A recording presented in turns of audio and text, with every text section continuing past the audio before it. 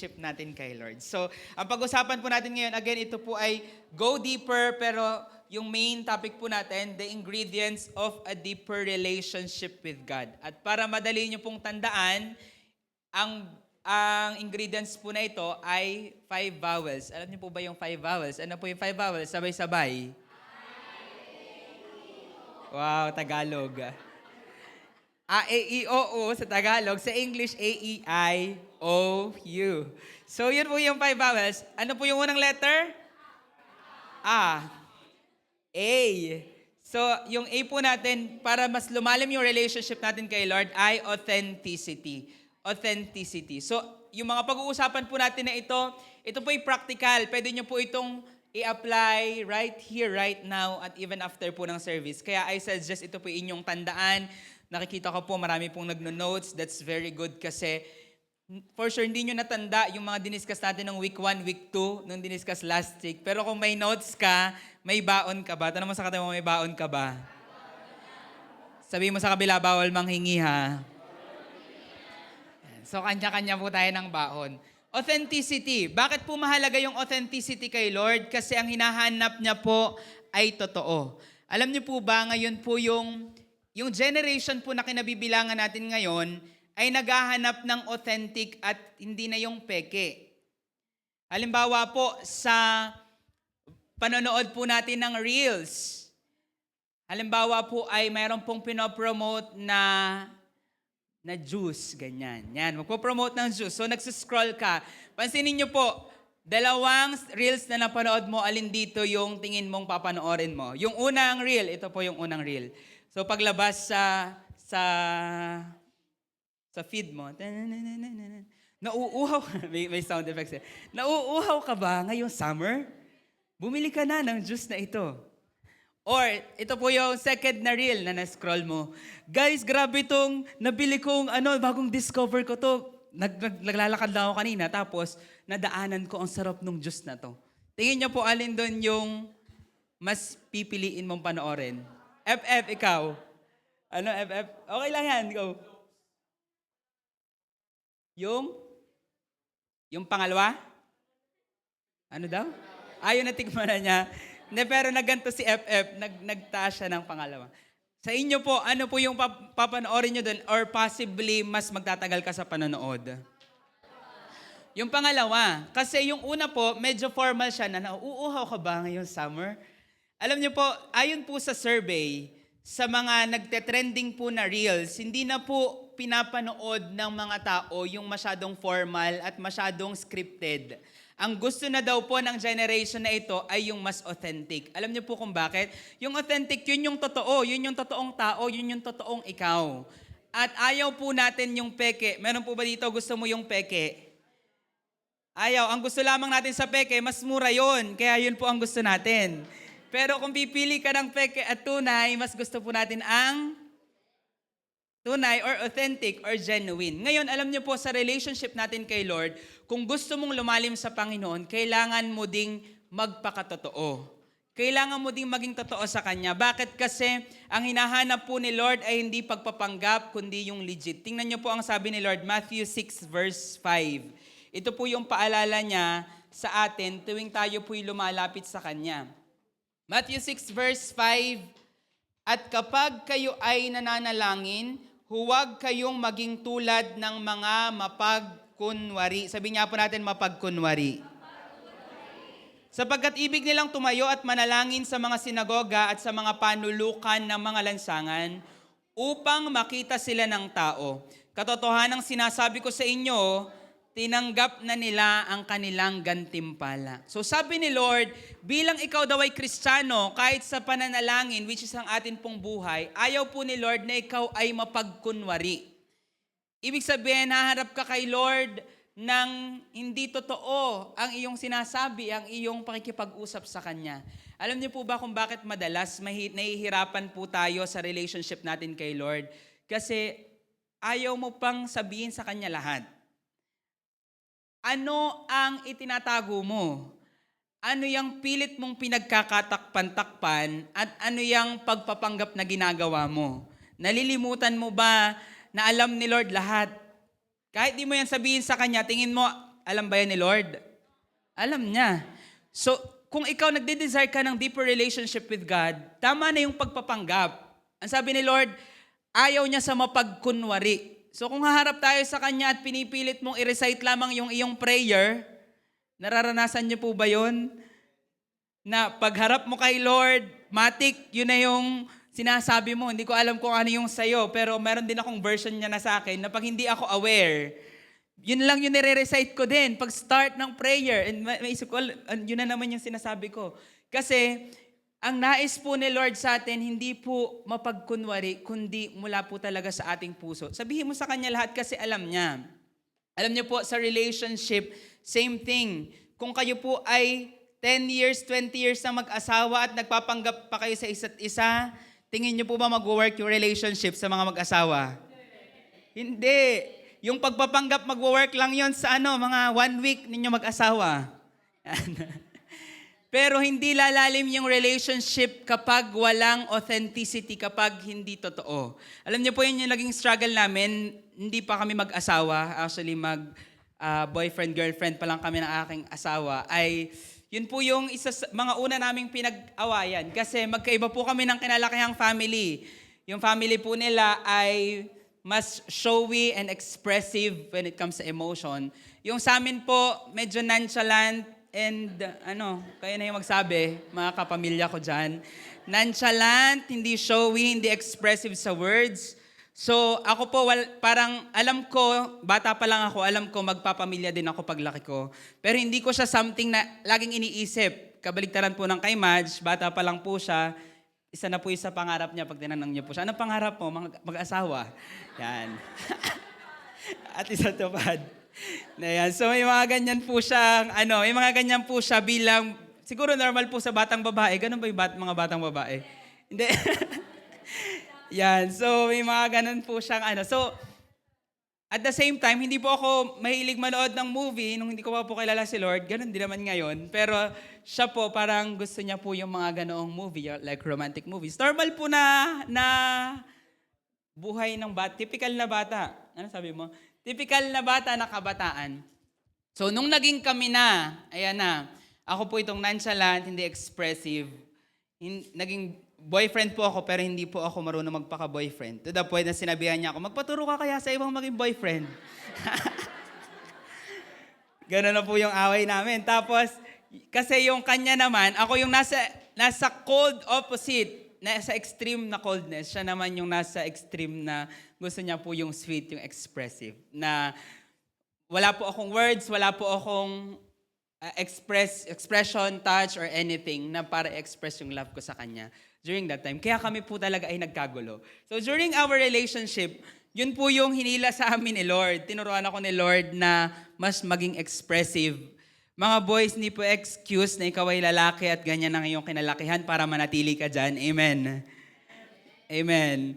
So at the same time, hinila din po siya para yung fairy tale na standard, binagsak po yun ni Lord.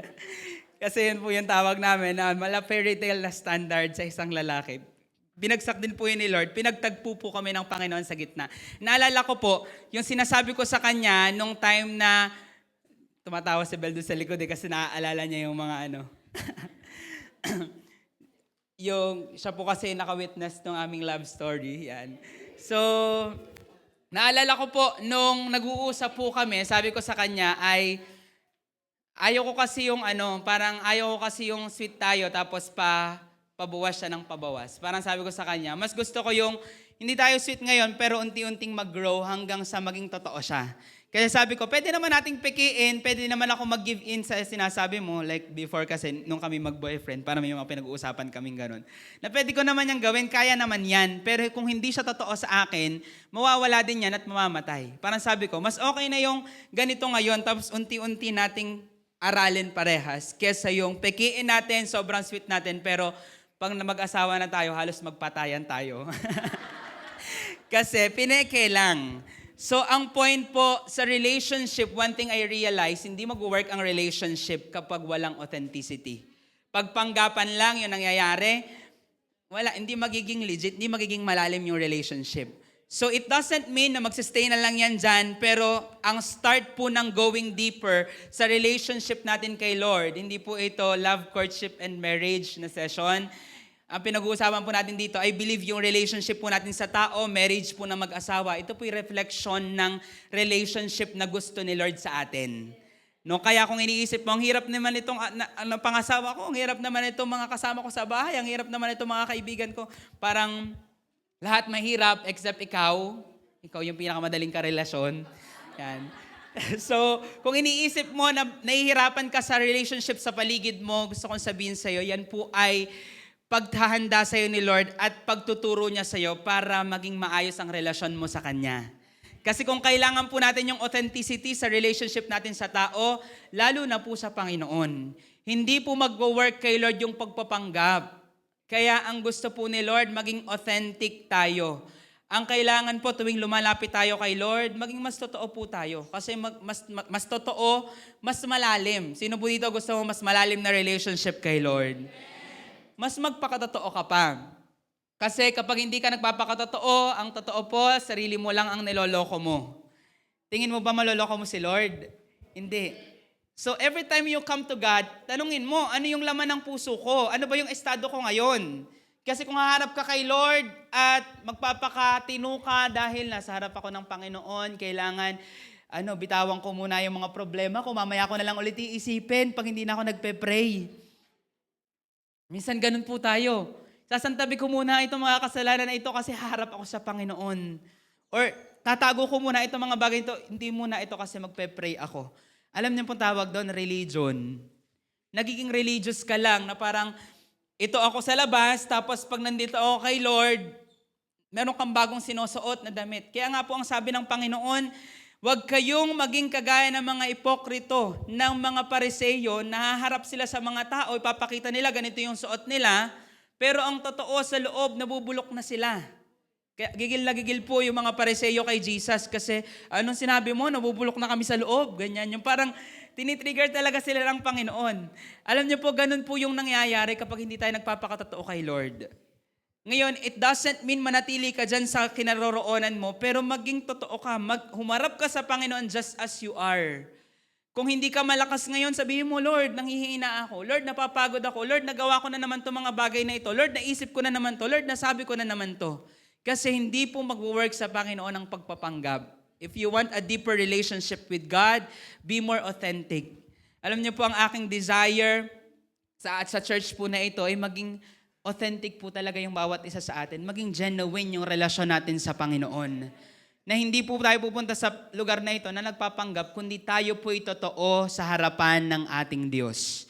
Alam niyo po, hindi po yung mga nagpe-pray sa harapan, yung mga pagpe-pray po natin, kung ikaw nagde-desire ka, gusto ko din maging prayer leader, gusto ko din maging magaling na preacher or worship leader or ginagamit ni Lord sa ministry. Alam niyo po, hindi rin po mag-work yung pagpapanggap. Ang dapat po talaga nating i-master ay pagiging authentic. Authenticity. Sabi nga po natin, authenticity. So, mas kalugod-lugod po kay Lord, actually, yung maging totoo ka sa Kanya. Ito po yung, controversial po ito, pero sasabihin ko po sa inyo, mas kalugod-lugod po sa Panginoon yung isang taong maraming kasalanang nagawa, pero humarap sa Kanya ng totoo at naging aminado at nagsisi, kaysa yung isa lang ang nagawa this week na kasalanan. Wow, ang banal. So yung sa kanila mo, wow. Isa lang yung nagawa, pero pinagtatakpan pa. Uulitin ko po, mas maigi sa harapan ng Panginoon. Yung marami ka nga nagawang kasalanan, meron ka mga nakomit na ganon, pero naging totoo ka at nagsisi ka talaga ng lubos sa harapan niya. Kesa yung tingin mo, ito lang yung nagawa kong kasalanan, maliit lang to, tapos pinagtakpan mo pa. Kaya nga po, naalala niyo po yung isang lalaki na nakagawa po siya ng maraming kasalanan. Panginoon, ganito po ang aking nagawang kasalanan, ganito po ako, madumi po ako. Pinupukpok niya yung kanyang dibdib dahil sa kanyang mga nagawang karumihan. Pero yung isang Pariseo, nakita yung lalaki, Panginoon, salamat dahil hindi po ako katulad ng lalaki na yon. Ako po'y nag-iika po, ako po'y nagpa-fasting twice a week. Ganito po yung ginagawa ko. Wow. Sa iyo sa kanila, wow. Maaaring nagpapakatotoo din naman yung Pariseo.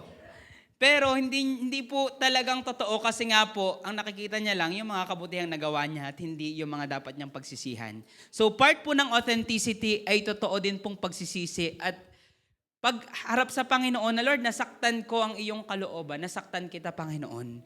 Being authentic, be true sa iyong daladala ngayon, sa iyong iniisip, sa iyong nararamdaman, sa iyong estado. Kasi ulitin ko po, hindi po magwo-work kay Lord ang pagpapanggap. So marami po mga Kristiyano ang hindi lumalalim dahil hindi sila marunong magpakatotoo sa harapan ng Diyos. Alam niyo po, hindi po ito tungkol sa gaano kakatagal ng Kristiyano. Tungkol po ito sa pagiging totoo. Mas totoo, mas malalim. Tulad po ng pinag-usapan natin ng week 1, hindi po patagalan, hindi po palayuan, kundi palaliman. So nakita niyo po ba yung isang video ng isang batang nagpe-pray na kasama po, baka nag-basketball sila, basta mga tropang lalaki yon. Tapos nag-pray po yung bata, pinag-opening prayer. Tapos sabi ng bata, sige, sabi ng mga kasama niya, sige, pray ka na, ganyan. Nag-pray yung bata, nakapikit. Sabi niya, hello po. Tapos tawanan po yung mga lalaki. Tapos yung caption po ng video na yon ay yung sobrang close kayo ni Lord. Yan. Sabi ng bata, hello po, andito po kami sa restaurant kayo at kakain po kami ng food, saka po ng Sprite. Salamat po sa food in Jesus' name, amen. Tapos tawanan po yung mga kasama niya. Nung binabasa ko po yung comments, marami po nagsabi, ba't yung tinatawanan? That's childlike faith. Nagiging totoo yung bata. Ngayon, it doesn't mean na pag nag-pray ka, ganun ka na din. Hello Lord, good morning po, ganyan. There's a place for that. I believe pwede yun kapag ikaw ay nasa personal mong time. So, yung puso po ng bata na yon ay authentic lang sa Panginoon. Makikita po natin, connected lang siya. Hindi si Lord isang religious object na kailangan pagharap ko sa Kanya. Formal ang aking pakikipag-usap. Panginoong makapangyarihan sa lahat. Ikaw na may likha ng langit at lupa. O God, O Lord, Panginoon ko, aking Diyos. Diba? So, minsan ganun tayo kaya alam niyo po, nahihirapan tayong kumonect sa Panginoon. Ang dahilan dahil nawawala po yung authenticity natin. Again, be authentic. Sabi nga po natin, be authentic. Sa Diyos po, ulitin ko, hindi mo kailangan magpanggap. So if you're desiring for a close relationship with God, pagharap mo kay Lord, just be as you are. Humarap ka sa Kanya ng ikaw. Hindi mo kailangan gayanin yung prayer leader na nasa harapan. Kapag nasa secret place ka na, kailangan ganun din ako kaapoy mag-pray. Hindi. Hanapin mo sa puso mo yung pagpapakatotoo at kausapin mo si Lord ng totoo. So yun po yung una. That's the first step and first thing na kailangan po natin. First ingredient. Ano po yung A? Authenticity. Ano po yung sunod na letter? B. Tama po. Vowel is E. Sunod naman talaga sa A ay B. Pero sa vowel, sabi ko po sa inyo, vowels po yung kailangan natin. Ang I po ay elevation. Sabi nga po natin, elevation. So, a deeper relationship with God is a relationship na nag-elevate or nag-next level. So again, ang start po ay authenticity at hindi lamang po ito start. Hindi po pwedeng, authentic ka nung start tapos next level ka na wala na yung authenticity.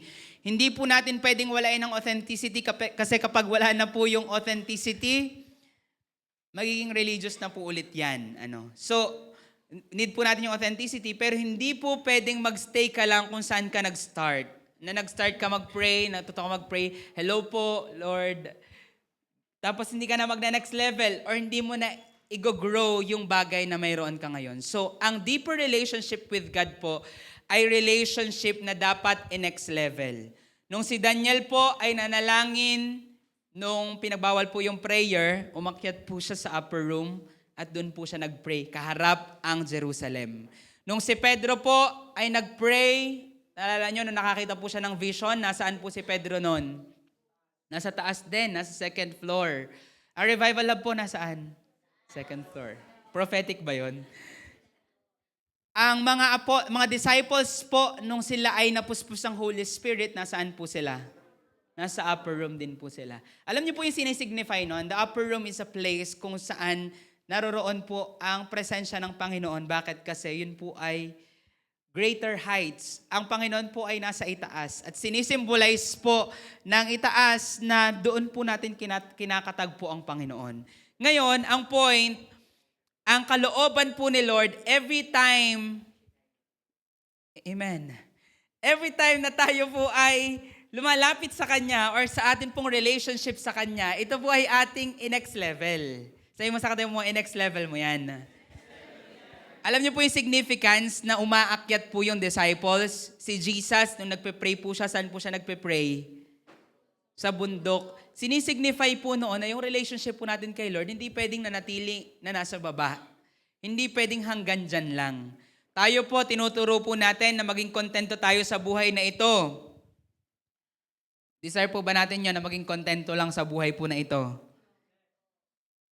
Sa buhay po, opo. Sa relationship natin kay Lord, hindi. So, ang desire po natin, hindi po tayo makapante kung nasa saan po tayo, kundi we desire na mag-grow po yung relationship na yan. Kasi hanggat, kung maalala nyo po kung saan tayo nag-start na story, naalala nyo po yung storya ni Ezekiel, siya po ay pinalakad ng Panginoon sa ilog, naalala nyo pa po ba? Paglakad niya sa ilog, hanggang saan po yung water? Ano pong tawag? Bukong-bukong. Tapos sabi ni Lord sa kanya, umabante ka pa. Hanggang sa tuhod. Sabi ni Lord, umabante ka pa hanggang bewang. At sabi ni Lord, umabante ka pa. Sabi ni Ezekiel, hindi ko na kaya. Sabi niya, ang kaya na lang niyang gawin ay maglangoy. So ang point, pinapakita po doon, hanggat hindi ka pa naglalangoy, tuloy ka pa. Tuloy ka lang. Ang point po, ang desire po natin, dumating po yung point na ikaw ay naglalangoy na sa lalim ng relasyon mo sa Panginoon. Sino po dito, ganun yung gusto mo? Amen. Yun po yung desire natin na tayo po ay mag-upgrade. Na hindi ka magsistay na walwal lang sa relationship mo kay Lord. Ay, be authentic lang. Ganito talaga ako eh. Ganito talaga yung buhay ko bago ako pumunta ng church, bago ako mag-pray. Be authentic lang daw. Hindi magstay na ako dito. Hindi po. Hindi ka magsistay lang sa authenticity. Na ito talaga yung totoong ako eh. Namumuhay ako sa kasalanan, tapos babalik ako kay Lord, yun na talaga yun. Hindi. You need to bring your relationship with God to the next level. Sabi nga po natin, next level. Kailangan po ng elevation. Kasi kung hindi po tayo mag-go sa next level, alam niyo po ba, meron pong kasabihan na sinasabi po nila, there's no other way but up. Narinig niyo na po ba yun? There's no other way but up. Walang ibang way kundi pataas. Ano po ang point? Sa relationship po natin kay Lord, hindi pwedeng magsistay ka lang kung nasaan ka. Kung sinasabi mo, ay okay na to, ganito na lang ako forever hanggang sa dumating ang Panginoon, ganito na lang ako. Meron po bang ganun dito, nag-decide ka na, okay na to, baka masyado ako makalampas sa langit pag nagpalalim pa ako sa relationship ko kay Lord. Wow. Saan kaya ang lampas ng langit? Saan po yun? Pa-impyerno na po ata yun, paglampas ka ng langit. So, may mga tao po sinasabi na hanggang dito na lang ako, pero alam niyo po yung totoo, isang malaking panlilin lang yon na magsistay ka lang dyan.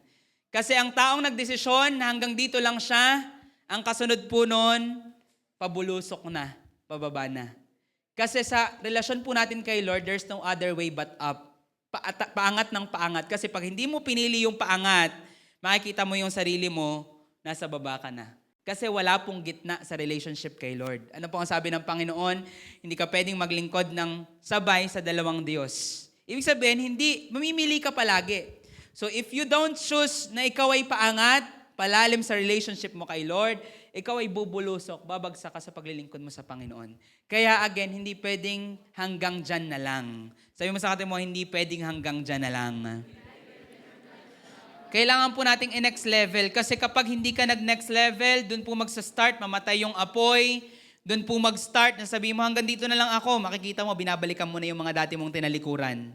Yung mga kasalanang binitawan mo, wala, ginagawa mo na naman. You start to go down and huli na bago mo ma-realize na saan na ako, ang layo-layo ko na. Bakit? Kasi nagsimula yan nung nag-decide ka na ayaw mo nang magpakalalim sa Panginoon. So again, you need elevation. Kapag hindi ka na pataas, ang totoo po, pababa ka na. Wala pong gitna. Kasi makikita po natin sa buhay po ni Haring David nung siya po ay nahulog sa kasalanan kay Bathsheba. Alam niyo po kung paano nag-start yon?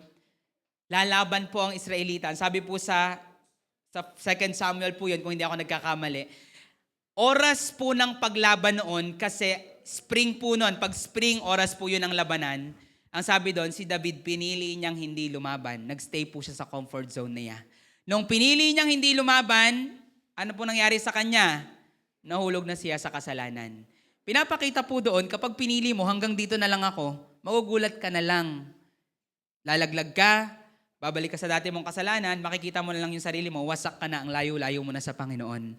Bakit? Kasi pinili mong hindi sumulong. Kaya sabi mo sa kate mo, sulong tayo. So again, ano po yung letter E? Elevation.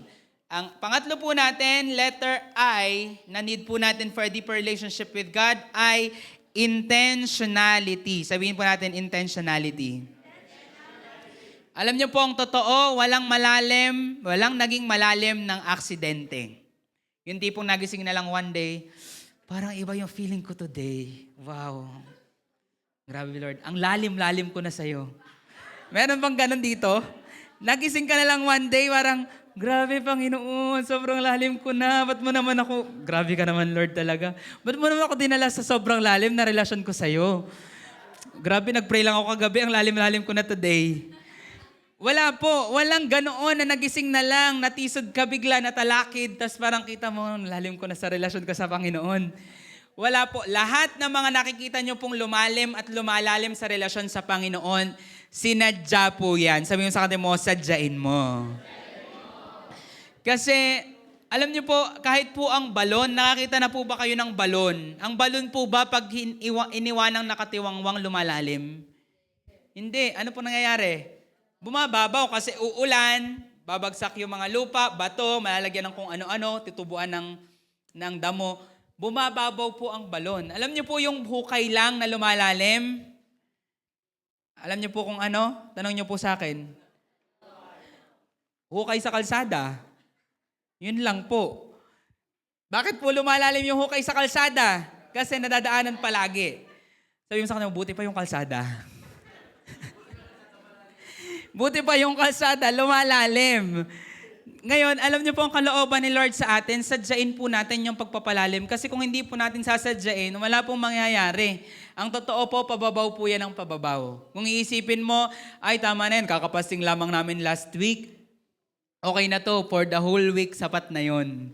Meron po bang kumakain dito, one day ka lang kumain for the whole week? Tapos sabi, dadamihan ko na today, isang kaldero kakainin ko. Para walang saingan bukas, wala nang saingan sa isang araw ha, ari pang buong linggo na. Meron po bang ganon? Wala. Kung pwede lang, di ba? Isang beses lang po tayo kakain para isang beses ka lang mag-iisip ng ulam. Sino sa mga nanay yung ganon yung gusto mo? Sana pwede. Sana pwede, no? Para isang lutuan lang. Pero hindi ganon po nag-work yung ating katawan. Hindi pwedeng kakain ka ng isang kaldero ngayon tapos buong linggo ka na hindi kakain. Fasting ka na the whole week tapos sapat na yun. Hindi po pwede yun. Alam niyo po sa atin pong relasyon sa Panginoon, hindi rin po yun pwede. We need to be intentional kasi if you will not be intentional, wala pong mangyayari. Tingnan niyo po ang intentionality ni Jesus sa Mark 1:35. Pwede niyo pong buksan ang inyong mga Bible pero meron po ako ditong English version para makita niyo po yung intentionality niya. Sabi po dito sa nasa screen, now in the morning, having risen, sabi nga po natin, having risen a long while before daylight, he went out and departed to a solitary place, and there he prayed. So yung Mark 1 po, kung babasahin niyo po yung buong chapter, si Jesus, naging sobrang busy po siya sa pagsiserve sa Panginoon. Ang dami niyang pinagaling, ang dami niyang kinas out na evil spirits. In short, very late na po siyang natulog. Pero makikita po natin, pagdating po ng verse 35, umagang-umaga pa lang, sabi po sa ibang translation, madaling araw pa lang, bumangon na agad siya. Alam niyo po yung having risen, sa Greek word po, yan po ay anastas. Anastas na ibig sabihin, rise up, stand up, get up. Ibig sabihin po, hindi aksidente lang nagising si Jesus ng madaling araw. Meron ba dito nararanasan mo yun minsan, bigla ka lang nagising, 2:30, 3:00, parang bigla ka lang nagigising. Naranasan niyo yun? Naranasan po natin, araw-araw daw. So, nararanasan po natin yun. Alam niyo po yung word na ginamit po dito na having risen, hindi po yan aksidenteng nagising. Ang pinaparating po ng word na anastas, sinadya ni Jesus na gumising ng sobrang aga. At pagkagising po ni Jesus, ano po nangyari? Lumabas po siya, iniwanan niya yung disciples at nagsulo siya para kausapin po ang Ama. Ibig sabihin si Jesus po, intentional siya sa relasyon niya sa Diyos. Ano po ang point? Makikita natin, if you are desiring for a deeper relationship with God, kailangan po nating maging intentional. Sabi nga po natin, be intentional. At alam niyo po, hindi po dyan nagtatapos yung verse. Sumunod na verses po sa 38, kung hindi ako nagkakamali, 38 to 39, tingnan niyo po yung naging bunga. Sa 36, 37 po, hinanap ng disciples, nasaan na si Jesus? Ang dami na naghahanap sa Kanya. And then, nang makita nila si Jesus, ito po yung sabi ng disciples. And He said to them, let us go to the next town. Sabi nga po natin, next towns. Ang bunga po pala ng relasyon natin sa Panginoon na mas malalim, if you will be intentional, you will go to the next level, next mission, next place, next assignment na papadalhan sa iyo ng Panginoon. Alam niyo po ang dahilan kung bakit marami sa atin stuck ka? Nararamdaman niyo po ba yun minsan? Na ba't ganon? Andito pa din ako, ba't ganon? Ganito pa din yung estado ko ng pananampalataya. Alam niyo po yung dahilan kung bakit? Kasi you're not intentional. If you're desiring na sana yung pamilya namin umalis na sa ganitong buhay, na lagi naghihikahos, lagi na nagkagulo, lagi na nag-aaway-away, if you're desiring for the next level for your family, be intentional in your relationship with God. If you're desiring ng next level ng mission sa Panginoon, kung meron dito na kinonvict ka ni Lord nung naligtas ka, na gagamitin ka ni Lord, isa-send out ka niya, ipapadala ka niya sa iba't ibang places, ito yung plano ng Panginoon sa'yo. You know what? If you want that next level ng assignment, be intentional in your relationship with God. Kung ikaw ay magulang sa mga nanay at tatay po na naririto, utang-uta ka na sa mga anak mo. Yan. Para iniisip mo, ganina lang ga, bakit wala nang pagbabago? Ganito na naman sila, ganito na naman ang kanilang buhay. Parang nilalapit ko sila sa Panginoon pero pilit lumalayo. Alam niyo po yung kailangan mong gawin if you want the next level for your family, para sa iyong mga anak. Be intentional sa relasyon mo sa Panginoon. Kasi ginawa mo na lahat, mga nanay, pumalakat ka na ng pumalakat. Halos maglupasay ka na para lang umayos ang iyong anak. Tanong, umepek po ba? Hindi. Nagle-next level lang din ang pagpalakat mo at pagpalakat ng iyong mga anak. So, sigawan na lang kayo. Alam niyo po kung bakit? Kasi hindi po uubra yung physical. Yung physikalan, daanin mo sa spiritual. Again, you need to be intentional in your relationship with God. Sa mga nanay na narito, mga magulang, nanay, tatay, na napapagod ka na, why not i-try mo? Try mo lang this week. Be intentional in your relationship with God in praying for your sons and daughters. Pag-pray para sa iyong pamilya. Balikan niyo po ako kung wala pong ginawa ang Panginoon. Kasi personally po, nararanasan ko po yan every time na nakikita ko, hindi ko na naipag-pray yung bagay na ito. And ang pangit ng mga nangyayari, kita ko, isang pray lang, isang lapit lang ng totoo talaga sa Panginoon, kita ko agad yung pagkilos na. Nararanasan niyo po ba yon? Amen. O ba't di ka nagpe-pray? Ba't di ka nagiging intentional? Again, ang igogol po natin, kung alam mong makapangyarihan ang Diyos, alam mong totoong kumikilos nga siya pag lumalapit ka, magiging mas intentional tayo para lumapit sa Panginoon. Go po ba kayo doon? Amen. G po ba? G? G. Yan. So, si Jesus po, again, sabi ni Lord, let us go to the next towns. May next assignment agad si Jesus kasi naging intentional siya sa relasyon niya sa Panginoon, sa Diyos Ama. And then sabi niya dito, that I may preach. Sabi nga po natin, preach. Naalala niyo po ba yung panahon na grabe yung encounter mo kay Lord at grabe yung puso mo para ipangaral ang salita ng Diyos? Nasaan na po? Alam niyo po, normal po yun, kapag grabe yung encounter natin kay Lord, nag-aalab talaga po yung puso natin para ipangaral ang salita ng Diyos. Pero alam niyo po kung bakit nanlalamig na yung puso natin sa pangangaral ng salita ng Diyos? Bakit pag usapang street preaching ay ayaw ko yan, evangelism ay ayaw ko yan, magpe-prayer meeting na lang ako kaysa diyan sa evangelism at street preaching? Alam niyo po kung bakit? Kasi if we are not intentional in our relationship with God, lalamig po talaga ang puso natin sa pangangaral ng salita ng Diyos. Kasi ang pagpipreach po ng gospel, mahirap po o madali? Grabe naman kayo. Hindi, joke lang. Totoo po. Maging totoo po tayo dito, hindi po siya madali. Mahirap po siya, ayaw siya ng flesh natin, ayaw siya ng buong pagkatao natin. Ang may gusto lang yung spirit natin at Holy Spirit, ang spirito ng Diyos na nasa atin. Kung mahirap po siya, ibig sabihin, hindi talaga siya kakayanin ng physikalan lang na ako nga ay magwo-workout para makapag-preach ako ng gospel. Meron po ba dito after mong mag-gym sa mga gym goers natin dyan? Meron ka ng desire i-preach ang gospel? Wala. Meron po ba dito sa taas po ang kamay ng mga nakapag-samgyup na? Taas po ang kamay. Dali. Wow. Meron po ba dito after mong manggaling sa samgyupan, yan, samgyupan, ay may desire ka ng i-preach yung gospel? Wala. Sino po dito nakapag-shopping na, nakaranas na mag-shopping? Taas ang kamay. Nakaranas na mag-mall? Ay, ang unti. Meron po dito, SM, 15 po ata pamasahe. Magkano ba pamasahe? 20? Hindi ko alam. Pakituro po. So, meron po ba dito, after mo mag-shopping, after mo mag-mall, may desire ka na mag-preach ng gospel? Wala. Lahat po ng mga bagay na pwede mong gawin, kakain ako ng marami para mag-preach ako ng gospel mamaya. Iinom ako ng maraming tubig, maraming juice, maraming soft drinks para mangangaral ako ng salita ng Diyos mamaya. Pwede po ba yung ganon? Hindi. Bakit? Kasi hindi po uubra ang pisikal sa bagay na spiritual. If you are desiring, Lord, gamitin mo ako for my generation. Lord, isend out mo ako. Lord, gamitin mo ako para mangaral ang iyong salita. You need to be intentional in your relationship with God.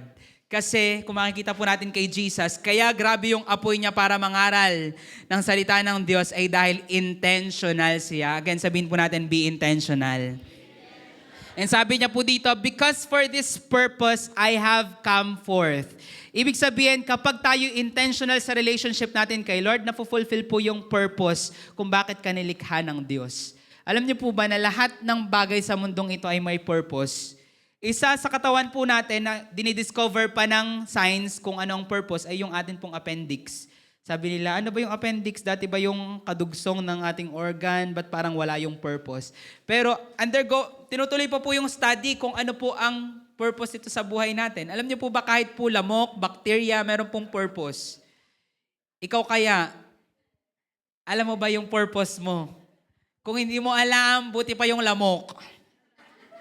Kasi yung lamok po may purpose sila, yung langaw meron din po silang purpose, pang decompose sila, yung bacteria may purpose din po yan. So, lahat po ng nilikha ng Diyos ay may purpose, kasama ka doon. Ngayon, kung iniisip mo, ano ba ang purpose ko? Ba't ba ako nag-e-exist? Hindi mo yan sa akin malalaman. Kay Lord mo yan malalaman. Be intentional in your relationship with God. Kasi alam niyo po kung bakit sobrang fulfilling ng life ni Jesus kahit 33 years lang yon. Sino po dito 33 years old ka na? Huwag na pong mahiya. Malapit na mag-33. Yan. So, sino pong higit na sa 33? Si Jesus po, kahit 33 years old, 33 years lang po ang pinamuhay niya sa mundo, sobrang naging purposeful po yun. Alam niyo po kung bakit? Kasi sobrang intentional po siya sa relationship niya sa Ama. Ganun po pala kapag intentional po tayo sa relationship natin sa Father, magiging purposeful ang ating buhay. And lastly, sabi po dito, and He was preaching in their synagogues throughout all Galilee and casting out demons. Si Jesus po, naging powerful yung buhay niya, sumama ang kapangyarihan ng Diyos sa kanya dahil intentional siya sa relasyon niya sa Diyos. Sino po dito gusto mo maging powerful for the kingdom of God? Gusto mo maging powerful against sa kingdom ng kaaway? Ang kailangan po natin gawin, be intentional sa relationship natin kay Lord. Pwede mo ipakita yung next page. 4 na P, pwede nyo pong i-take note ng mabilis ito. 4 effects ng intentionality for Jesus or intentionality ng relationship natin kay Lord. Progress, preaching, purpose, and power. Yan po yung inisa-isa natin kanina sa verses. So, again, tayo po ang makikinabang. Hindi ka lugi kapag naging intentional ka. Ikaw din yung makikinabang niyan. Alam niyo po kung bakit ko ito sinasabi? Sinasabi ko po ito, hindi dahil may mapapala ako. Ang totoo, pag naging intentional ka sa relationship mo kay Lord, wala po akong mapapala dyan. Ikaw ang makikinabang, ang pamilya mo, ang mga anak mo, ang kabuhayan mo, ang mga tao sa paligid mo. Kasi kung binubugbog na ang iyong pamilya, binubugbog na ang iyong kabuhayan, binubugbog na ang iyong mga aspeto ng buhay mo, i-check po natin, are you still being intentional sa relationship mo kay Lord? Kasi if we are intentional, si Lord po ang bahala sa mga aspect po ng ating life. No? So, yun po. Again, be intentional in our relationship with God. Ano po yung A? Authenticity. Ano po yung E? Ano po yung I? Intentionality. O po natin, for a deeper relationship with God, I, obedience. Sabi niya po natin, obedience. Alam niyo po ba na ang relationship sa Panginoon ay hindi po posible kapag walang obedience or pagsunod? Uulitin ko po, hindi posible ang relasyon sa Panginoon kung wala ang pagsunod. Dahil dati po, bago natin tinanggap si Jesus, tayo po'y namumuhay sa rebellion at sa kasalanan. Sino po dito, aminado ka namumuhay ka sa rebellion at kasalanan bago mo nakilala si Lord? Amen. Lahat po tayo. Kung hindi ka aamin, namumuhay ka pa din doon. Kasi hindi ka aminado sa iyong self. No? So, maging aminado po tayo, lahat po tayo, namumuhay po tayo sa rebellion at kasalanan. At nung tinanggap mo si Jesus sa iyong buhay, sa iyong puso, sinabi mo sa Kanya na mula ngayon, ikaw na ang Panginoon ng aking buhay. Ibig sabihin, sinasabi mo na hindi na ikaw ang masusunod, kundi siya na. Kaya po imposible na ikaw sinasabi mong Kristiyano at patuloy po yung pamumuhay mo sa sin at rebellion. Dahil ang totoong relationship po kay Lord, we need to decide na Lord, ikaw na ang susundin ko sa aking buhay. Kaya, nung tayo po ay nag-decide na gawing Lord si Jesus ng buhay po natin, sinasabi natin, Lord, ikaw na ang masunod. Father, yung kalooban mo na ang masunod at hindi na yung sa akin. Ano po sabi sa Mateo 7:21? Sabay-sabay na nagsasabi,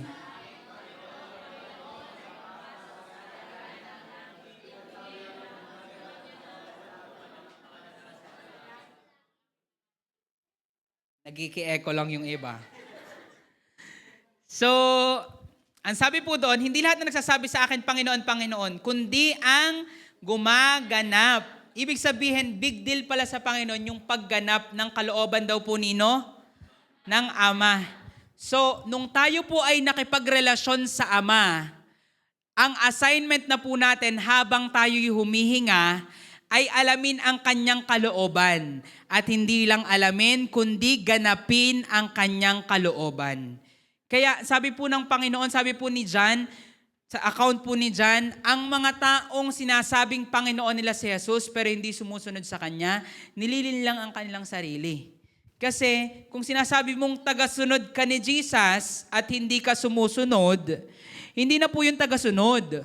Ano po tawag doon? Tagasuway na. Sino po dito tagasunod ni Jesus? Amen. Kung tagasunod ka ni Jesus, hindi ka tagasuway. Kung ikaw sinasabi mo, tagasunod ako ni Lord, Kristiyano ako, follower ako ni Jesus, pero namumuhay ka sa disobedience, again, hindi po yung tagasunod. So, ang kalooban po ni Lord, atin po siyang sundin. Ang sabi po ni Jesus sa John 14:15, sa English po ulit nating tingnan, pwede nyo po itong tingnan sa Tagalog, pero sabi dito, basahin po natin ang sabay-sabay. 1, 2, 3. If you love me, you will obey my commandments. Sino po dito nagmamahal sa Panginoon? Amen. If you love Jesus, sabi ni Lord, kailangan mo akong sundin. Ngayon, meron po mga nagsasabi na, hindi kailangan niya yung pagsunod kasi sabi sa Efeso 2:8-9. Ano po sabi? Sapagkat sa biyaya kayo'y naligtas sa pamamagitan ng inyong pananampalataya. At ito hindi sa pamamagitan ng inyong sarili. Okay na po. Hindi nyo na po sa ulo. Sabi po doon, sa biyaya lang daw. Kino-quote po yun ng iba na, sa biyaya lang naman kung bakit tayo naligtas kaya hindi na kailangan niyang pagsunod. Deception po yun. Kasi ang totoo pong tagasunod ni Lord, kailangan pong sundin talaga yung kanya mga sinasabi. Meron po akong kaibigan from the past, yan. Pangalanan po natin siya itago natin siya sa pangalang Maria. Yan. Meron po siyang mga kamag-anak na kinupkop, 2 kamag-anak na nagsimula pong alagaan niya nung pagkabata. At lumaki na po sa kanya dahil nga kinupkop niya sa pagmamahal niya doon sa mga bata. Alam niyo po, dumating sa point na yung 2 bata na kinupkop ni Maria ay tumanda at lumaki. At namuhay po yung mga bata na yun sa rebellion. So dumating yung point, late na umuwi ng gabi, kung kani-kanino nakikipagrelasyon, ayaw nang makinig kay Maria. Alam niyo po ang sabi ni Maria dun sa mga bata, dumating yung time, kinonfront na niya. Ang sabi niya, pwede tayong maging mga magkakaibigan. Tayong tatlo. Walang problema yun sa akin. Ituloy niyo yung buhay niyo, kaibigan ko kayo. Pero kung gusto niyong manatili sa aking poder at ituring akong inyong guardian, kailangan niyong sumunod sa akin at magpasakop.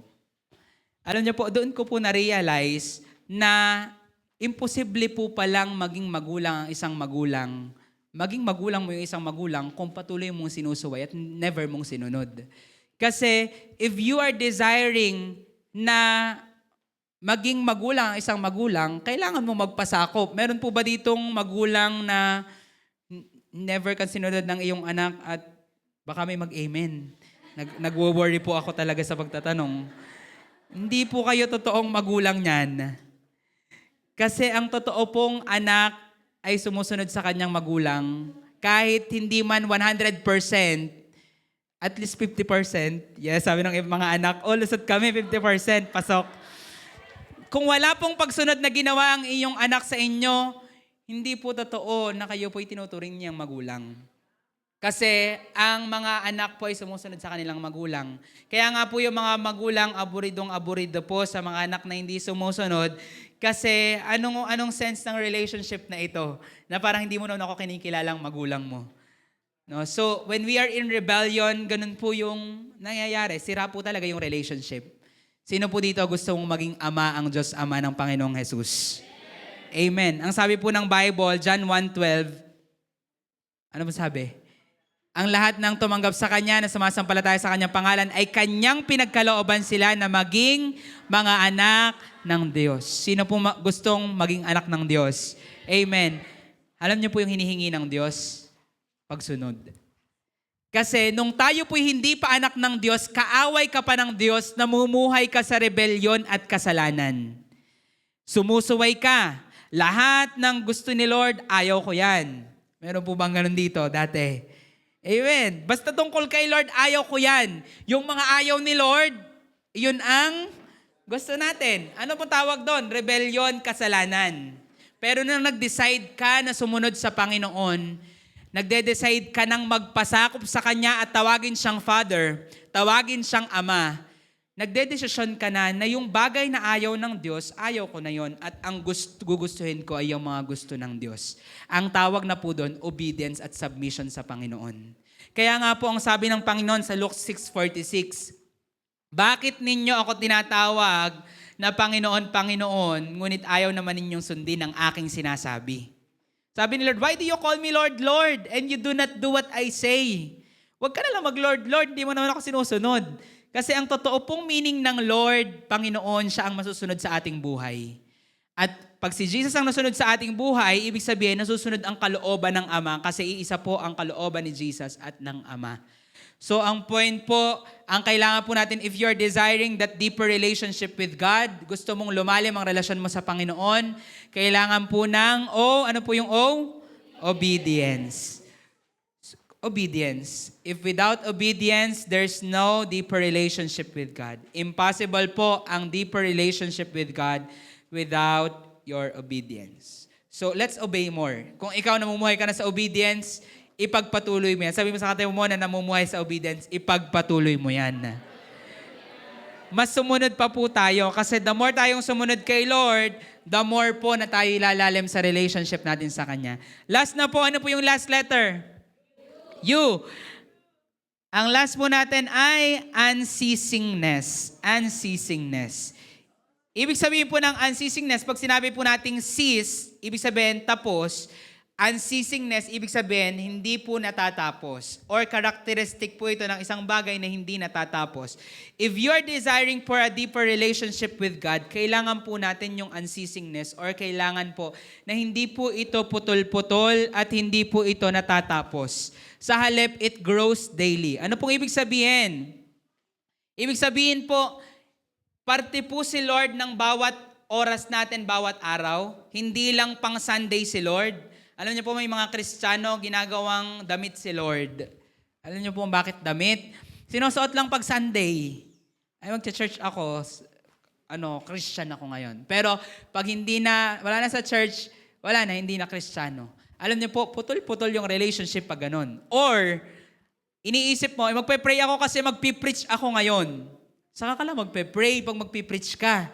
Pag magsi-street preaching, pag magpapaawit, or pag may gagawin kang bagay tungkol sa Panginoon. You know what? Ang tawag po doon, putol-putol na relationship. At hindi po yan magwo-work. Sa mag-asawa, tingin niyo po ba, kapag putol-putol po yung relationship na mag-asawa, magwo-work po ba? Hindi. Ay, mag-asawa muna tayo today. Tapos, 1 week muna tayong pahinga. May schedule lang. Mag-work po ba sa mga mag-asawa? Hindi. Kasi ang relationship po, kailangan po ay tuloy-tuloy. Alam niyo po, meron po akong nakausap before na ikinasal na after po ng kasal nila, di magkasama sila sa bahay, the following day, ang sabi nila, nung pangalawang araw na daw nila, gusto na nilang umuwi sa kanilang mga bahay kasi hindi sanay na magkatabi. So sabi ko, ano yun? Group project? Magkatabi kayo ngayon, magkasiping kayo ngayon, tapos dahil hindi kayo sanay, uwian muna, tapos balik na lang ulit. So, hindi po mag-work yung relationship na ganoon. Alam niyo po ba ang sabi sa statistics, 60% po ang chance ng divorce ng mag-asawa na 1 year na hindi po sila nagkakasama. 75%, 76 pa nga to be exact, kapag 3 years na hindi nagsasama yung mag-asawa, 76% po yung rate ng divorce. So, ibig sabihin po, mahalaga po yung tuloy-tuloy na relationship. Alam niyo po, hindi po ito tungkol sa tagal. Kung ikaw, tingin niyo po, alin po yung mag-work na relationship, yung 10 years ng kasal, na hindi sila magkasama, magkalayo sila, or yung 1 month na araw-araw silang magkasama. Yung 1 month, yun po yung mas magkakakilanlan. Ano po ang point? Magkadugsong po ang lalim ng relationship sa tagal ng pinagsamahan, hindi lamang tagal ng oras mula nung sila po ay ikinasal. Alam niyo po, ganoon din po sa relationship natin kay Lord. Hindi po siya mag-work kapag putol-putol yung relasyon po natin sa Kanya. Ay, ako'y papasok ng school, Lord, samahan niyo po ako. Pagdating mo ng school, wala nang Lord. Mamuhay ako kung paano ko gusto. Never ko maalala si Lord. Ay, mag-work ako, Panginoon, samahan niyo po ako sa trabaho ko today in Jesus' name. Pagdating mo ng work, wala, nakalimutan mo na siya. Hindi po yun mag-work. Kasi pag ganun po ang relationship po natin sa Panginoon, wala, hindi po talaga yan lalalim. Naalala ko po, ganoon po kami nung mag-boyfriend, kami po ni Madge, na dahil nga po walang signal po sa amin, at the same time, parang wala na, inisip ko magre-rest na lang ako. Nung kami po ay bago, pag uwi ko po ng bahay, from 5 p.m., wala na yun, parang nag-log in po ako sa relationship ko kay Madge, 5 p.m. wala na, bye-bye na. Yun po yung, nung naging kami, para nag-log out na ako pag 5 p.m., hindi na ako nagte-text, wala na. Kasi walang signal, walang data, wala pong wifi nun. Kung maalala nyo ng mga mama, walang signal dun dati sa atin. Hindi makapag-text dun. Ngayon, meron ng signal, medyo mahina pa din, pero dati talaga, nung una namin punta dun, wala talaga. So, ganun po yan nangyari. 8 to 5 lang yung relationship namin kasi 8, nasa office ako. So, makakapag-usap kami. Pag uwi ko ng bahay, wala na.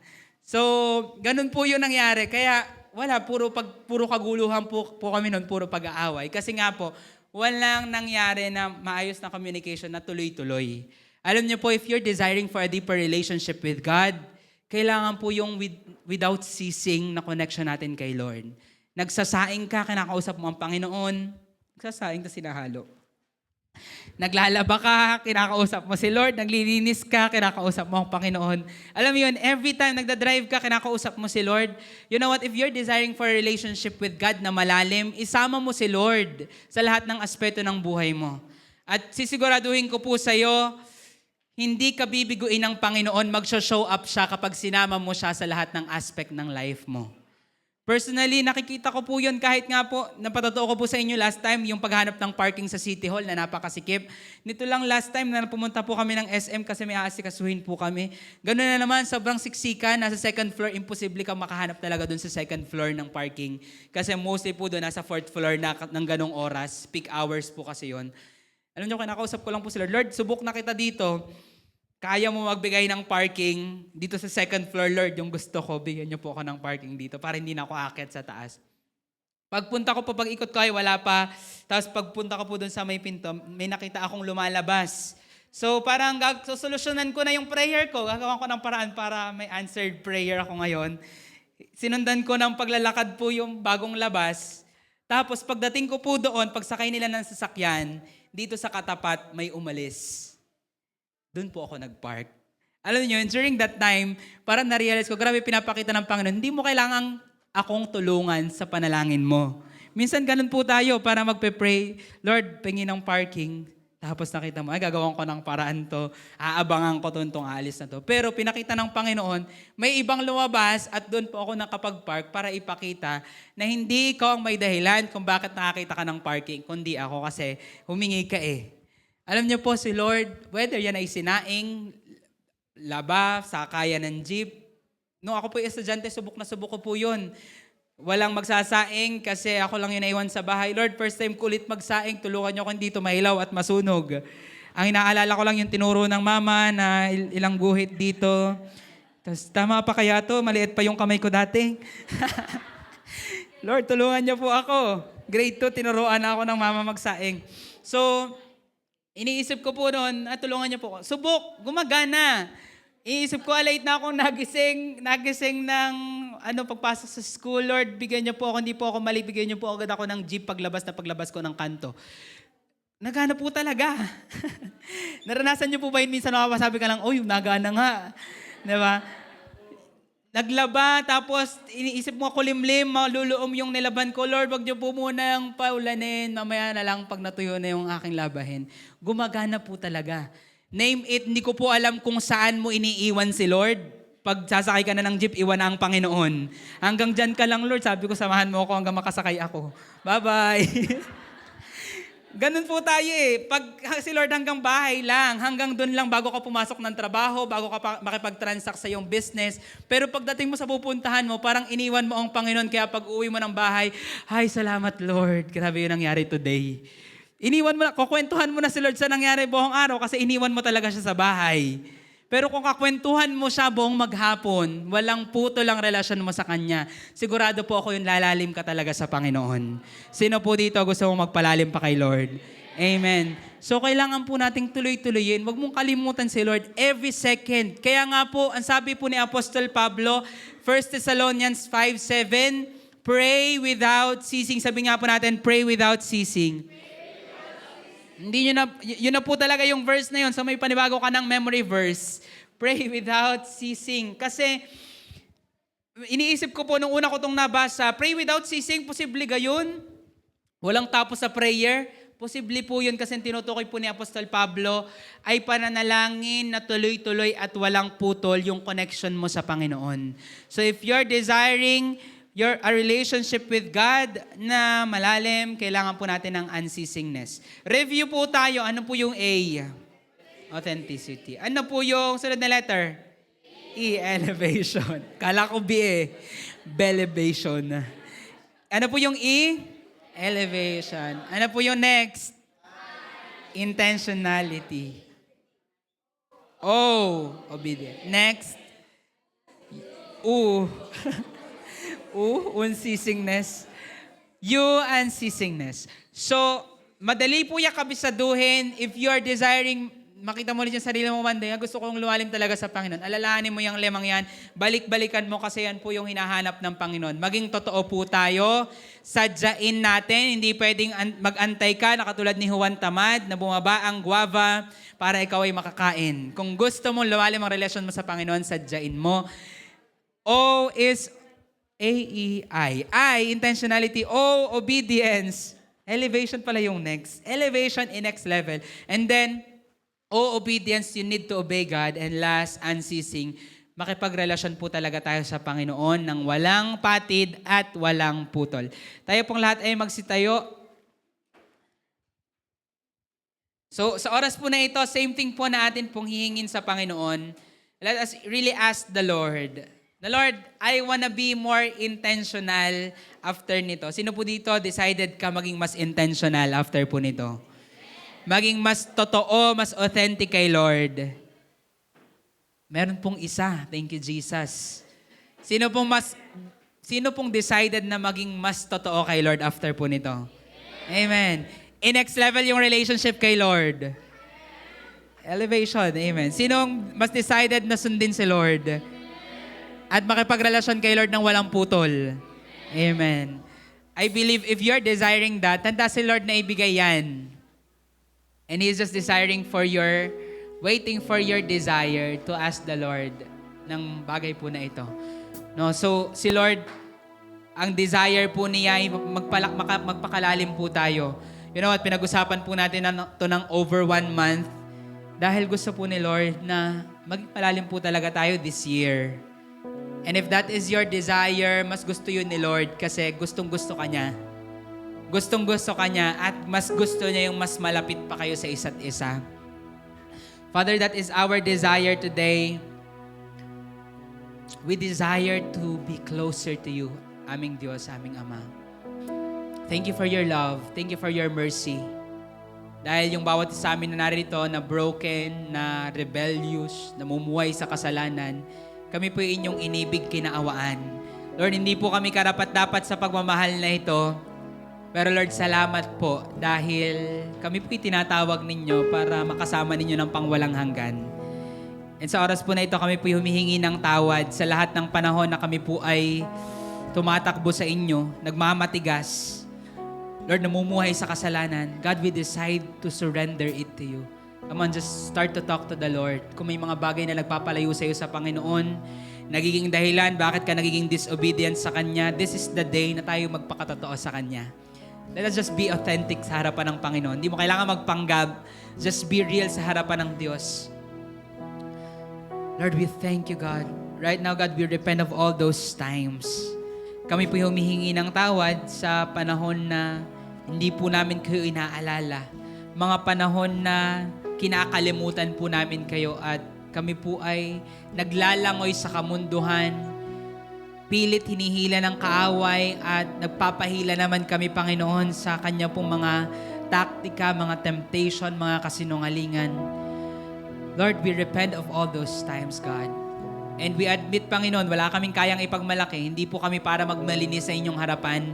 Kundi, Lord, hinihingi po namin ang inyong pong awa at biyaya. Muli, Panginoon, kami po inyong pakalinisin, pakabanalin, ibuhos po ang inyong presensya at ang inyong pong banal na dugo para linisin ang bawat isa sa aming mga kasalanan. Lord, sa lugar na ito, sino man, Panginoon, na tinatalian ng kasalanan, God, I pray that as that person comes to you sa oras na ito, wasakin po ninyo ang anumang bandage na yun ng kaaway.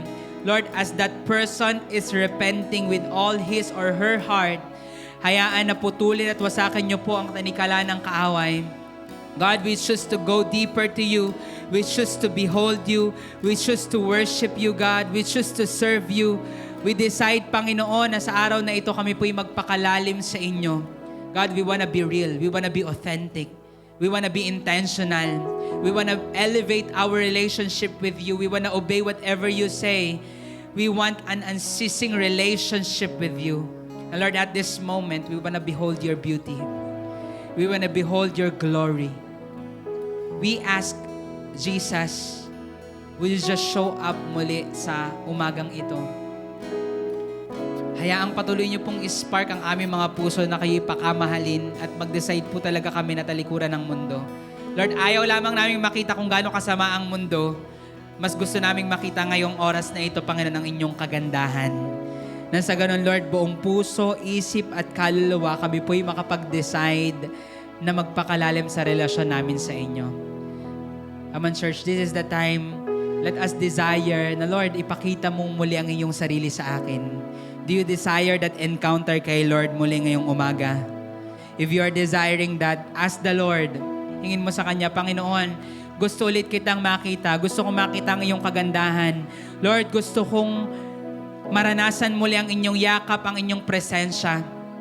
And this time, as we are desiring that, hayaan sabihin po natin ito sa pamamagitan ng awit na ito. Awitin po natin sa Panginoon. My beloved is the most beautiful among thousands and thousands.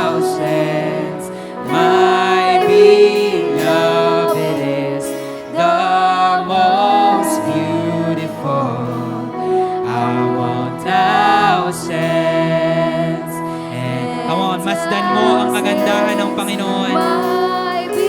As you are singing this, hayang ramdamin mo, nasain, isipin ang kagandahan ng ating Diyos. And thousands, my beloved is the most beautiful among thousands. And my beloved, my beloved is the most beautiful among thousands and thousands. My beloved is the most beautiful among thousands. And my beloved is yes, Jesus, the most beautiful among thousands. And minsan pa, my beloved is the most beautiful. The most. Yes, Jesus, we adore your beauty. And my beloved is the most beautiful. My beloved is the most beautiful among thousands. And come on, sing his name right now.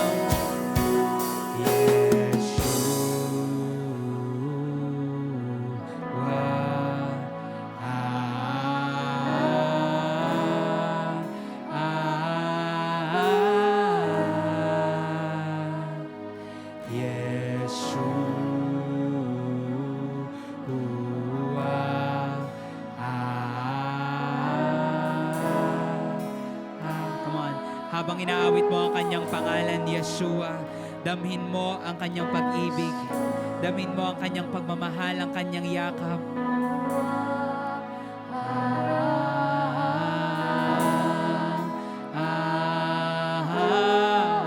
Sing Yeshua,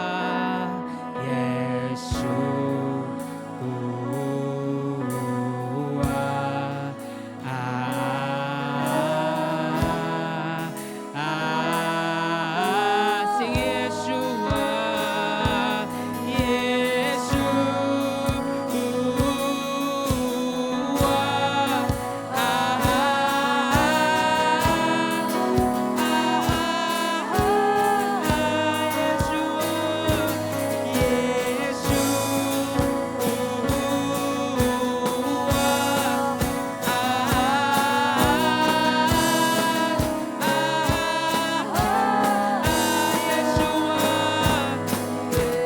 Come on, as you sing his name, there's something breaking in the name of Jesus.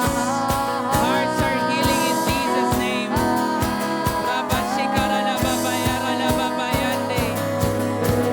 Come on, sing his name, sing his name. There's power in the name of Yeshua. There's power in the name of Jesus.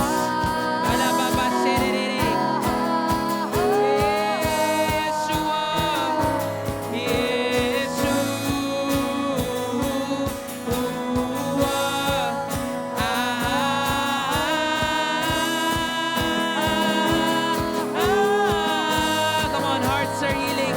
There's happening right now.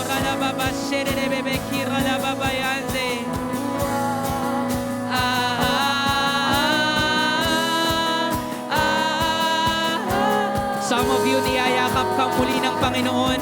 Kung naramdaman mo na napalayo ka sa Panginoon, God is embracing you right now.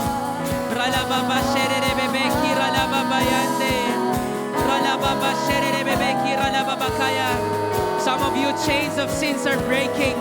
Bondages are breaking in the name of Jesus. Come on, sing his name. Sing his name. Sing his name right now.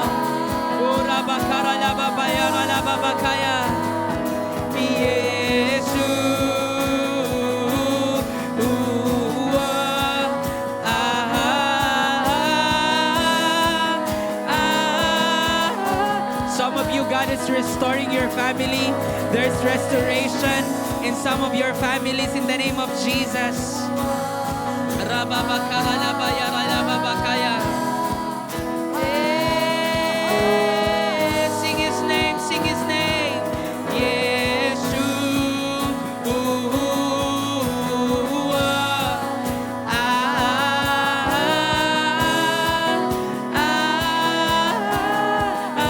Sing His name.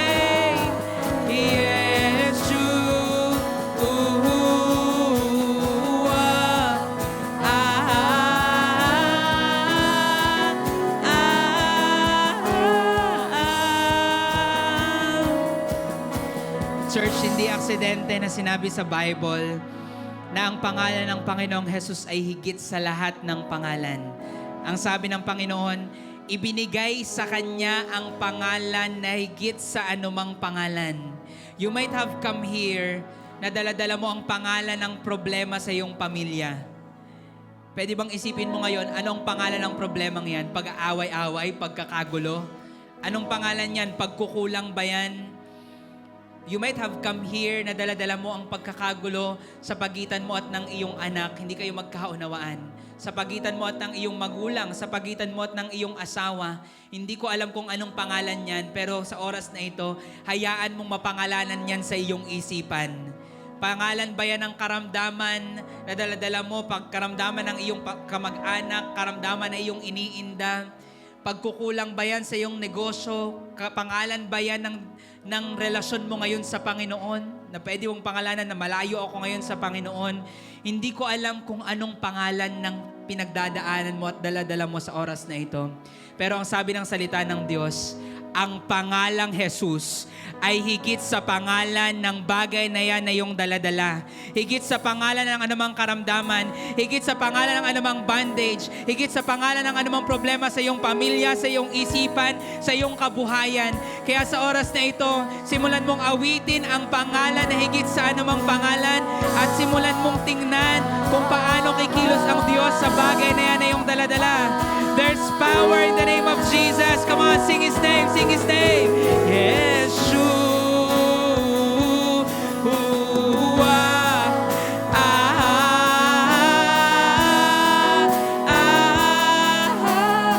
We sing the name of Jesus. Yeshua.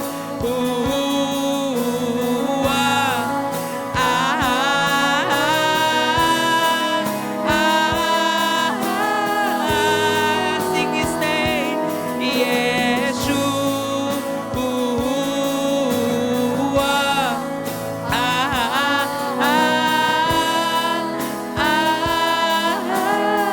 Come on, from the bottom of your heart, sing His name.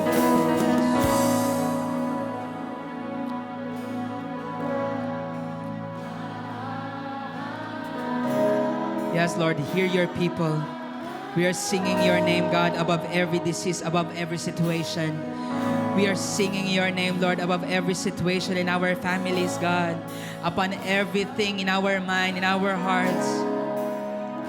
We exalt your name, Lord. Come on, sing Yeshua.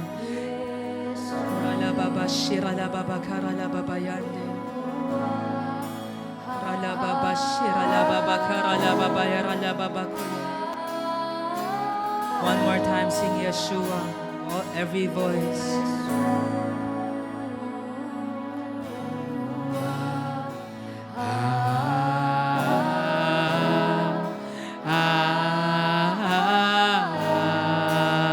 Yeshua.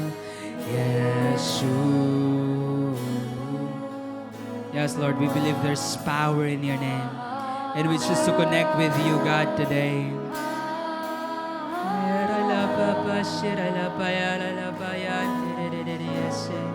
Come on, for a few moments, just start to connect with the Lord. Hayaan na kumonekta ang iyong espiritu sa Panginoon ngayong oras na ito.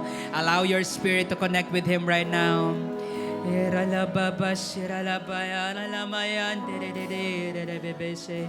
on, sing to Him. Sing to Him. Sing in the Spirit right now.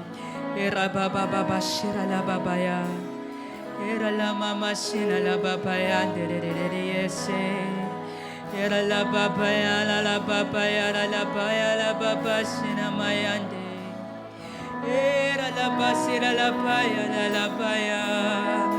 Ralamamasika, hayaan mo ang iyong espiritu na umawit sa Panginoon. Awitan mo ang Diyos, sambahin mo siya sa espiritu at katotohanan. Ang Diyos ay kumikilos at gumagawa habang ikaw ay kumokonekta sa Kanya. Oh, pour out your spirit in this place, God. Pour out your spirit, Holy Spirit, encounter us once again. Come on, some of you, God is refreshing you with His presence. Nararamdaman mo ngayon ang Kanyang presensya, ang Kanyang pagkilos. God, fill your people once again. Come on, receive it right now, the fresh touch of God. There's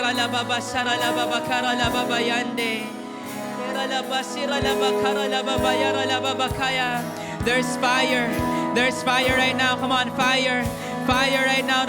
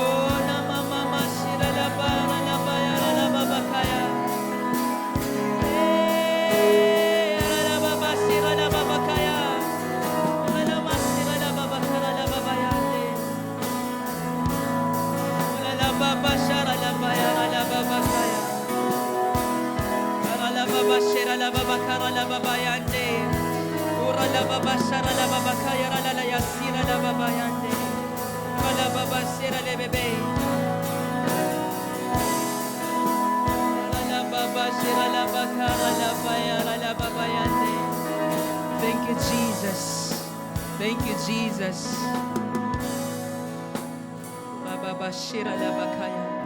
Thank you, Lord, for your presence in this place, God. Thank you for touching us once again with your presence. Thank you, Lord, for the restoration na sa bawat isang napapalayo sa inyo, Panginoon. Dinala niyo po kaming muli, Panginoon, sa inyong presensya. And at this moment, God, we are expecting and we are believing, God, that after this day, you will bring us deeper into your presence, God, deeper in our relationship with you. Lord, we are believing for more, God, for this church. And we are believing, God, that you are also starting the restoration in every families, Lord. As we draw closer to you, Panginoon, kami po'y naniniwala there's restoration in every broken relationship, God. In every hearts na nasugatan dahil po sa mga salitang nabitawan sa amin. In everything na dinamage siyang kaaway sa amin po mga resources, sa amin po mga kabuhayan, sa bawat pamilya. Lord, we are believing for more. Natotoo ang inyo pong ipinangako. Na tulad ng nangyari sa Panginoon, there's next level na pagdadalhan niyo po sa amin as we go deeper in our relationship with you. God, that is our faith today. And bilang isang church, kami po'y nananampalataya na kayo ang may hawak ng aming buhay. Ama, dalangin ko po sa bawat isang naririto, sa bawat isang nakasama po namin, even those people watching online. Lord, kayo po ang magdadala sa amin palapit sa inyo. Ang sabi po sa inyong salita, walang nakalapit sa Ama malibang kami po'y inilapit ninyo sa inyo. Kaya Lord, kami po'y umaasa sa inyong magagawa na ang bawat isang naririto, kayo po ang maghihila sa amin palapit po sa inyo. Lord, hinihingi po namin ang inyong biyaya sa pamamagitan ng inyong pagmamahal, sakripisyong ginawa sa krus ng Kalbaryo. Lord, patuloy niyo po kaming ilapit, dalhin sa inyong presensya bawat araw.